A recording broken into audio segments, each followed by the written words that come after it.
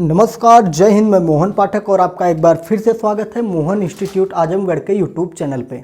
तो आज की कड़ी में हम जानेंगे हड़प्पा, कालीबंगा, मोहनजोदाड़ो और जो भी प्रमुख सिंधुकालीन सभ्यता हैं उनके बारे में हम जानेंगे, जो महत्वपूर्ण चीज़ें हैं।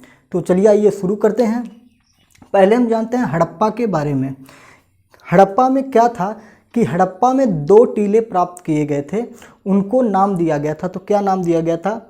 पहला टीला जो पूर्वी टीला था, था उसको नगर टीला कहा गया। क्या कहा गया? पूर्वी टीले को नगर टीला के नाम से जाना जाता है। पश्चिमी टीला जो दूसरा टीला है, इसको दुर्ग टीला या दुर्ग टीले के नाम से जाना जाता है। क्या है? 2 टीले प्राप्त हुए हैं हड़प्पा काल में, हड़प्पा सभ्यता में, ठीक है, सिंधु सभ्यता में हड़प्पा के अंतर्गत, ठीक है। पूर्वी टीला को नगर टीला कहा गया, पश्चिमी टीला को दुर्ग टीला कहा गया। अब हम बात करते हैं वहाँ पे सामान्य आवास के दक्षिण में, जो सामान्य आवास होता था उसके दक्षिण में एक स्थान था या कब्रिस्तान था, ठीक है। उसके दक्षिण में एक स्थान था, कब्रिस्तान स्थित था, जिसे समाधि R37 कहा गया। क्या कहा गया? समाधि R37। इसको मैं थोड़ा बड़ा करके लिख देता हूँ जिससे आपका क्लियर हो जाए। R37 इसको कहा गया समाधि R37 के नाम से जाना जाता था। कहाँ था? सामान्य आवास के दक्षिण दिशा, मतलब हड़प्पा काल में जो कब्रिस्तान हुआ करता था, वो जहाँ पे घर होता था उसके दक्षिण दिशा में हुआ करता था। आगे चलते हैं। सिंधु सभ्यता में अभिलेख युक्त मोहरें, मतलब जो मोहर होती थी उस पर कुछ ना कुछ लिखा होता था, तो अभिलेख युक्त मोहरें सर्वाधिक पाई गई हैं, ठीक है। अगर पूछे कि सिंधु सभ्यता में सर्वाधिक अभिलेख युक्त मोहरें कहाँ प्राप्त की गई हैं, तो हड़प्पा काल में, मतलब हड़प्पा में प्राप्त की गई हैं। महत्वपूर्ण अवशेष की बात करें, जो अवशेष वहाँ से प्राप्त हुए, तो क्या क्या प्राप्त हुआ है? शंख का बना बैल, ठीक है, शंख से बना हुआ बैल प्राप्त हुआ है। दूसरा, स्त्री के गर्भ से निकला हुआ पौधा, एक स्त्री बनी हुई है, उसके गर्भ से, मतलब उसके पेट से एक पौधा निकला हुआ दर्शाया गया है, ठीक है। पीतल का बना इक्का, पीतल का बना हुआ क्या प्राप्त हुआ है? इक्का प्राप्त हुआ है। ईंटों के वृत्ताकार चबूतरे, हड़प्पा काल में जो आजकल चबूतरे बनाए जाते हैं उसी तरह ईंटों के बने चबूतरे हड़प्पा काल में प्राप्त हुए हैं, ठीक है।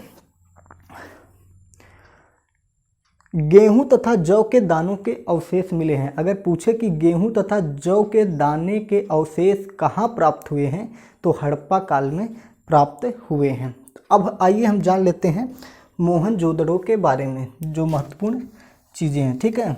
तो उम्मीद है कि हड़प्पा काल आपको जो महत्वपूर्ण चीज़ें है, तो बहुत लंबा टॉपिक, लेकिन हमने उतना ही लिया है जितने की ज़रूरत है, कम समय में ज़्यादा लाभ, ठीक है। तो आइए हड़प्पा के बारे में जानते हैं, ठीक है। इसके मोहनजोदड़ो के बारे में जानते हैं। तो जोदड़ो का अर्थ जो होता है सिंधु में, उसका मतलब होता है मृतकों का टीला। जोदड़ो जो है सिंधी भाषा में, इसका अर्थ होता है मृतकों का टीला, ठीक है। यह कहाँ पे है? सिंध के लरकाना जिले में, सिंधु नदी के तट पर है। सिंध के लरकाना जिले में सिंधु नदी के तट पर क्या है? आपका मोहनजोदड़ो है, ठीक है। यहाँ पे एक विशाल तालाब पाया गया है जिसे स्नानागार के नाम से जाना जाता है। क्या पाया गया? एक विशाल तालाब पाया गया है जिसे स्नानागार के नाम से जाना जाता है। ये विद्वानों के द्वारा उसे स्नानागार कहा गया, क्योंकि तालाब के दोनों किनारे पर सीढ़ियाँ होती थी, तो जिससे अनुमान लगाया गया कि स्नान करने के लिए लोग वहाँ पे उन सीढ़ियों का प्रयोग करते रहे होंगे, ठीक है।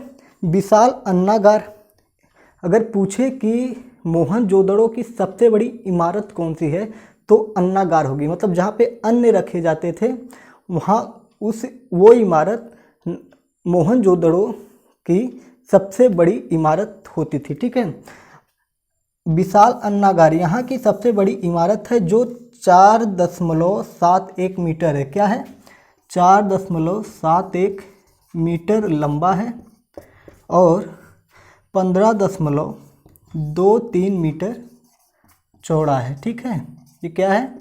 चौड़ा है स्नानागार, ठीक है, स्नानागार। तो आइए फिर अब हम जान लेते हैं मोहनजोदड़ो में जो अवशेष प्राप्त हुए हैं उनके बारे में जान लेते हैं। ठीक है, यहाँ पे कांस्य की नृत्य करती हुई नारी की मूर्ति प्राप्त हुई है। जो कांस्य एक धातु होता है, तो नृत्य करती हुई मुद्रा में एक स्त्री की मूर्ति वहाँ पे प्राप्त हुई है। कहाँ पे? आपका मोहनजोदड़ो में। ठीक है, यहाँ से आपको पुजारी की मूर्ति मिली है, जो योग करते हुए मतलब पूजा करते हुए ध्यान लगाते हुए एक पुजारी की मूर्ति प्राप्त हुई है। मुद्रा पर अंकित पशुपतिनाथ की पशुपतिनाथ की मूर्ति प्राप्त हुई। मतलब जो मुद्राएं वहाँ पे होती थी उस पर भगवान शिव यानी पशुपतिनाथ जो थे, उस समय पशुपतिनाथ थे, वो भगवान शिव के ही रूप में थे, तो उन्हें अंकित किया गया है। सूती कपड़ा का साक्ष्य मिला है। किसका मिला है? सूती कपड़े का साक्ष्य मिला है। और साथ में ही सीपी की बनी पट्टी मिली है। क्या मिली है? सीपी की बनी पट्टी मिली है। ठीक है, सीपी की बनी पट्टी मिली है। गीली मिट्टी पर कपड़ों के साक्ष्य मिले। जो गीली मिट्टी होती है उस पर कपड़े रख दिए जाए फिर उठा लिया जाए तो वो निशान पड़ जाता है, वैसे भी साक्ष्य यहाँ पर प्राप्त हुए हैं। ठीक है, अंतिम स्तर पर बिखरे हुए एवं कुएं से प्राप्त कंकाल हुए। मतलब वहाँ पे हड्डियाँ बिखरी हुई मिले और कुएं के अंदर से कंकाल प्राप्त मिले हैं। तो ये रहा आपका हड़प्पा और मोहनजोदड़ो के बारे में जो महत्वपूर्ण जानकारियाँ थीं, इनको हमने ले लिया। तो आइए अब जान लेते हैं धौलावीरा, लोथल और कालीबंगा के बारे में। तो इससे पहले हमने अभी हड़प्पा और मोहनजोदड़ो के बारे में जान लिया। अब हम जानेंगे धौलावीरा, कालीबंगा और लोथल के बारे में। ये बहुत महत्वपूर्ण टॉपिक है और इसमें आपको पूरा फैक्ट मिलेगा, जिसको आप ध्यान से सुनिएगा। कच्छ के इलाके में खादिर बेत के किनारे धौलावीरा नगर बसा है। कहाँ पे है? कच्छ के इलाके में खादिर बेत के किनारे धौलावीरा नगर बसा है। नगर की जो धौलावीरा नगर है इसे 3 भागों में बांटा गया है। ठीक है, धौलावीरा नगर को 3 भागों में बांटा गया है।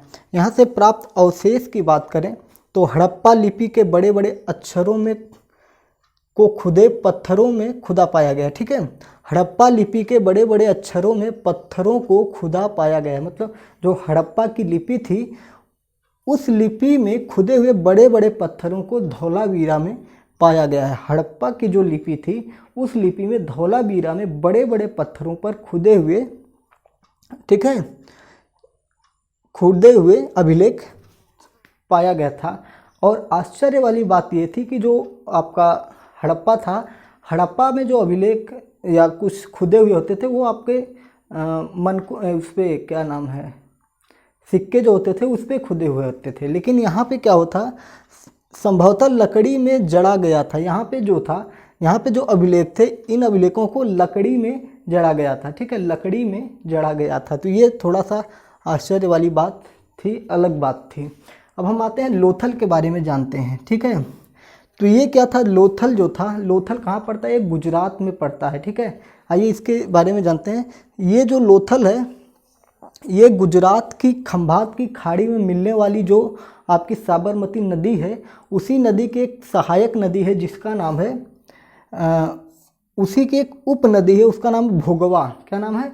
भोगवा नदी के किनारे पर ये आपका बसा हुआ है लोथल। अगर पूछे कि लोथल कहाँ बसा हुआ है, अगर गुजरात दिया तो आप गुजरात मार दीजिए, या आपको भोगवा दिया है तो आप भोगवा मार दीजिए, या पूछे किसके किनारे बसा है, साबरमती दिया तो साबरमती मार दीजिए, या भोगवा दिया है तो भोगवा। थोड़ा वहाँ पे आपको ध्यान देना पड़ेगा। ठीक है, कुछ भी पूछ सकता है। यहाँ पे पत्थरों, शंखों और धातुओं से बनाई गई चीज़ों का महत्वपूर्ण केंद्र था। मतलब यहाँ पे शंख, पत्थर और धातुओं से बनाई गई जो वस्तुएं हैं उनका एक प्रमुख केंद्र था क्या? लोथल। ठीक है, एक इमारत मिली है जहाँ संभवतः मनके बनाने का काम किया जाता रहा होगा। मतलब एक इमारत, एक बिल्डिंग मिली है लोथल से जहाँ पे मनके बनाने की फैक्ट्री का साक्ष्य मिला। मतलब अपनी भाषा में फैक्ट्री कह सकते हैं, कारखाना, जहाँ पे आपको कच्चे मनके प्राप्त हुए हैं। टूटे फूटे मनके प्राप्त हुए, मनके बनाने के सामान प्राप्त हुए। ये देखें क्या क्या है, पत्थर के टुकड़े प्राप्त हुए हैं उस इमारत से, अध बने मनके प्राप्त हुए हैं, मनके बनाने वाले उपकरण प्राप्त हुए हैं और तैयार मनके भी प्राप्त हुए हैं। तो इतनी चीज़ें वहाँ से प्राप्त हुई हैं। ठीक है, अब आते हैं हम कालीबंगा के बारे में जानते हैं और ये हमारा आखिरी होगा। ठीक है, 5-6 ये थे, इनको हमने एक साथ लेने की कोशिश की है। जो महत्वपूर्ण चीज़ें थी उन्हीं को यहाँ पे लिया गया है। पूछता है, मोस्ट इम्पॉर्टेंट क्वेश्चन है, जुते हुए खेत का साक्ष्य कहाँ प्राप्त होता है? जुते हुए खेत का साक्ष्य कहाँ प्राप्त होता है? तो कालीबंगा में प्राप्त होता है। ये सबसे बेहतरीन क्वेश्चन था। जुते हुए खेत का साक्ष्य कहाँ प्राप्त होता है? तो कालीबंगा में प्राप्त होता है। घरों के निर्माण में कच्ची ईंटों का प्रयोग किया गया था। जो कालीबंगा है, यहाँ पे घरों के निर्माण में कच्ची ईंटों का प्रयोग किया गया है। सेल खड़ी की मुहरें, मिट्टी की छोटी मुहरें भी आपको यहीं से प्राप्त हुई हैं। ठीक है, कालीबंगा से पूछ ले, सेल खड़ी की मुहरें कहाँ से प्राप्त हुई हैं? तो कालीबंगा से प्राप्त हुई हैं। मिट्टी की छोटी मुहरें जिन्हें सीलें कहा जाता था, सीलें कहा जाता था, सीलें कहा जाता था, ये भी आपकी कालीबंगा से प्राप्त हुई है। अब यहाँ से अवशेष की बात करें तो जैसा कि मैंने बताया कि जुते हुए खेत के साक्ष्य प्राप्त हुए हैं, उसी प्रकार हल के निशान प्राप्त हुए। मतलब खेत में चलाया गया हल ऐसे नहीं होता, निशान बन जाता है। आप देखिए खेतों में जब हल चलाया जाता है, उसको क्या कहते हैं, पलटी मारा जाता है, तो उसके निशान पड़ जाते हैं। तो वैसे निशान कालीबंगा से प्राप्त हुए हैं। ठीक है, हल के निशान प्राप्त हुए हैं। अलंकृत ईंटों का प्रयोग प्राप्त हुआ है। युगल तथा प्रतीकात्मक समाधियाँ प्राप्त हुई हैं। तो प्रतीक के तौर पर समाधि बनाई हुई है, युगलों की समाधि प्राप्त हुई है। और काली चूड़ियाँ, ये महत्वपूर्ण है, पूछ लेता है काली चूड़ियाँ कहाँ से प्राप्त हुई हैं? तो काली चूड़ियाँ कालीबंगा से प्राप्त हुई हैं। देखिए ट्रिक देखिए, काली काली काली, ठीक है, काली से काली चूड़ी, काली से कालीबंगा, ये ध्यान में रखिएगा। हवन कुंड या अग्नि कुंड प्राप्त हुआ है। तो ये रहा आपका हड़प्पा, मोहनजोदड़ो, कालीबंगा, लोथल और धौलावीरा। तो इनको हमने बहुत शॉर्ट में बनाने का कोशिश किया है कि जिसको आप एक बार सुने तो आपको लगे कि हाँ कुछ हमने यहाँ से सीखा है। तो चलिए फिर अगले पार्ट में कल रात 8 बजे आपसे फिर मुलाकात होगी प्रीमियर के माध्यम से। तब तक के लिए जय हिंद, नमस्कार।